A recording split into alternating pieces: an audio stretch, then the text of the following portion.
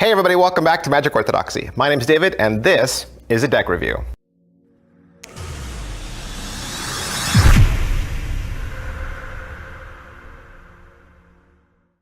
All right, so what is this deck? Bomb Magic collaborated with a group called the Ink Academy, and they were the first international calligraphy school.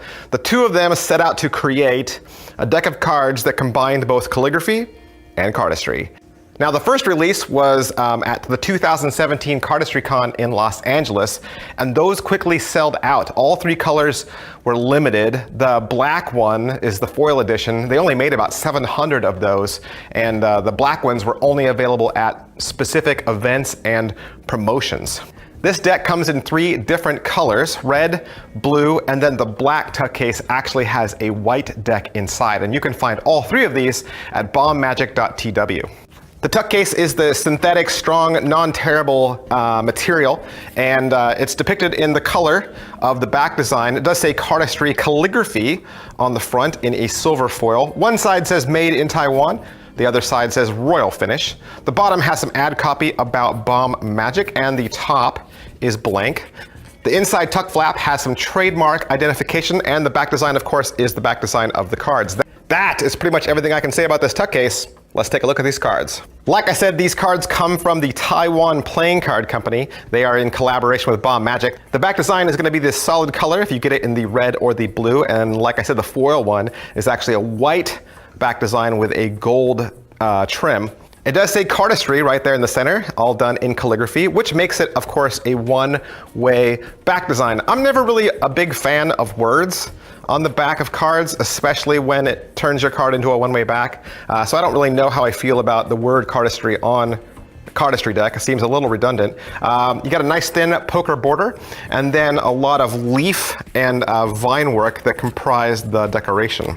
With this deck, you're gonna get two jokers. One is done all in black, and the other one has some red accents, and it's just a lot of ribbon artwork with a lot of black diamonds in between. Your Ace of Spades is also comprised of ribbon. They're all just coming together to form a ace pip. Your pips and indice cards will appear standard, however, they are completely custom. They're thicker in nature. They're kind of more squatty, more fat. And then you'll notice the indices in the corner are actually very small. Your court cards are all calligraphy letters. So King is a K, Queen is a Q, and the Jack is a J. And because they are letters, of course, that makes your court cards one way as well. That's what the cards look like. People, of course, always want to know how the cards feel. It is a nice feel. I don't know if you've had the Taiwan playing card stock before in your hands, but they do have a very nice, very smooth feel. They feel very smooth. If I stick 10 of these in the caliper, they come to 2.97. 2.97 is more on the thicker side of a deck of cards. And I think the smooth feel, the classic back design, combined with the creative quartz makes this a fun deck for both gameplay and cardistry. Now, because this is a deck from the Taiwan Playing Card Company, of course, that means you don't get any extra cards. You only get the two jokers and that's it. There's no gaffs or extras included, and that's common for a lot of printers aside from United States Playing Card Company. But just because there's no extras or no gaffs doesn't mean I can't use this opportunity to teach you how to force a card.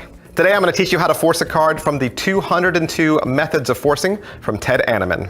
All right, this is a really simple force, and I was almost hesitant to give it a name because I think this force goes by a lot of different names. You might actually know it as something different, so they're not all named in the book, so I'm not going to give it a name. But what you're going to do is you're going to place the card you want to force directly on the bottom, and we're going to use the colored joker because it is an indifferent card and it, stands out. So we're going to use that. You stick it on the bottom just like that. Now this is going to work like a standard left to right force. You're just going to go through the cards like this, as slow or as fast as you want, and you're going to indicate that you want the spectator to touch the card as they pass by, okay? And they can touch any card they want, and they can keep their finger on it. And what you are doing is you are creating kind of like a big honking mess off to the side, okay? You don't want this to be nice and neat. I know some of you cardistry guys, you like to keep things all pristine and beautiful, but there's a method to the chaos, okay? So you use this mess as cover. So let's say you come out this far and then they really put their finger on this card. And that card is the 10 of diamonds, okay? We'll say that they want that card. So now that their finger is on it, you were moving these two hands apart in your spread. Now you're going to start bringing the hands back together, okay? And you're going to do that under the guise of squaring this side up so they can see the card they chose. But you don't want to give them that card. You want to give them this card.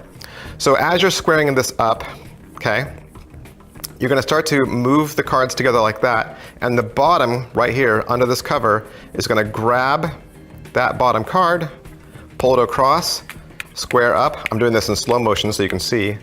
And you're going to flash and show their card, which is the card you just now forced. And you're going to lay everything back down on top. All right, so one more time, I'll give you an exposed view.